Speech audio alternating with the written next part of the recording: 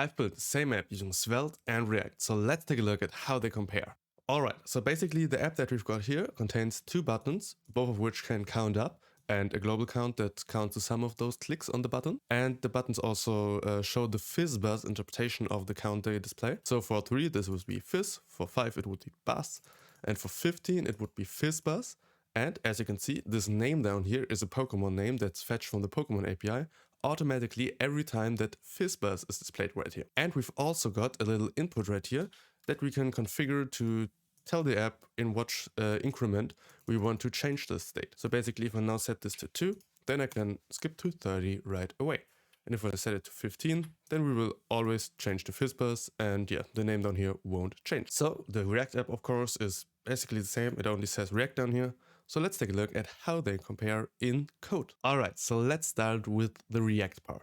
We of course use two useStates to both handle our global sum and our step.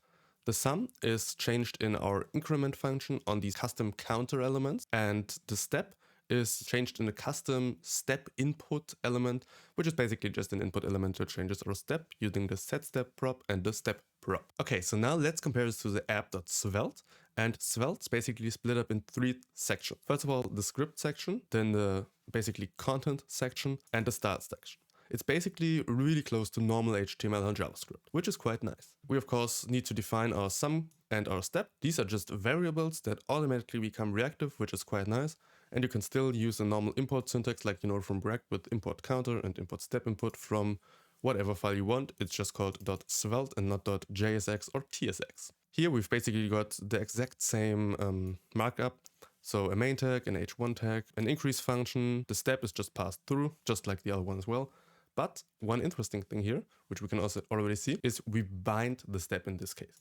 So bind means we don't need to pass in a set step function or whatever. If we pass through the step like this, then we basically pass through the value of step. If we pass step through with bind, then it basically means if step input were to change the step prop that it gets, then it would just automatically manipulate the step up here. So it's basically passing down by reference, not by value, to be able to basically go away with anything that's set whatever, which is quite handy. So if we were to just look in this step input real quick, then we can see we export let step, which is basically how we would define props. And yeah, then we just got an input that's bound to the value, and it automatically changes our step to whatever number was entered, which is quite handy in my opinion. But let's go back to the app. We of course got this p_svelte here to basically indicate on the web browser which one was React and which one was Svelte. And then we got all our styling in the same file, which depending on what your thought process is, can be handy, cannot be handy. I personally don't really have an opinion on it yet, but that's not as important right now. The thing is, you can basically do all your stuff in one file. You could still use CSS files if you wanted, but you don't need to. In React, on the other hand, you do need to, because your app.jsx right here can only be styled in the app.css that we're inputting. So if you look at this, it's basically the same styling, but in a separate file, which, yeah, you don't need to do in Svelte, which can be quite handy in my opinion. All right, so now let's take a look at our counter logic, starting with React again. So in React, our counter has a few useStates again.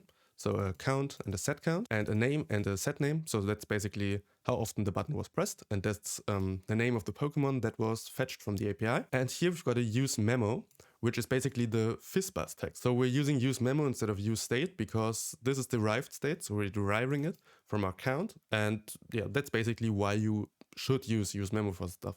Because if you derive state, then you shouldn't use a useEffect useState combo, but a useMemo.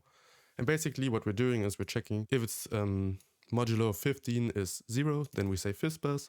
For 5 we say buzz, for 3 we say fizz, and in the last case where it's not divisible by any of these, we say count. And of course our only dependency from this useMemo is count. Then we've got our useEffect. This useEffect of course has our content as a dependency, because the Pokemon name only changes if our content, which we derive using useMemo, is equal to fizzbuzz. And if it is, then we run this getPokemon function, which basically generates as a random number between 1 and 200, then does a fetch for the Pokemon API with that number, and sets the name that we defined up here to the Pokemon's name. And then we just render a button. The button has an onClick with a set count to count plus props.step. Then it checks if the content is unequal to the count. So basically, if fizzbuzz or fizzbuzz is displayed in the content, then we will render the count separately. And if not, we will just render the content, because if it's equal, we don't need to display the number twice. And after that, we'll just display the Pokemon name as name:name. So name Cadabra, for example. And yeah, that's basically how this little button right here works.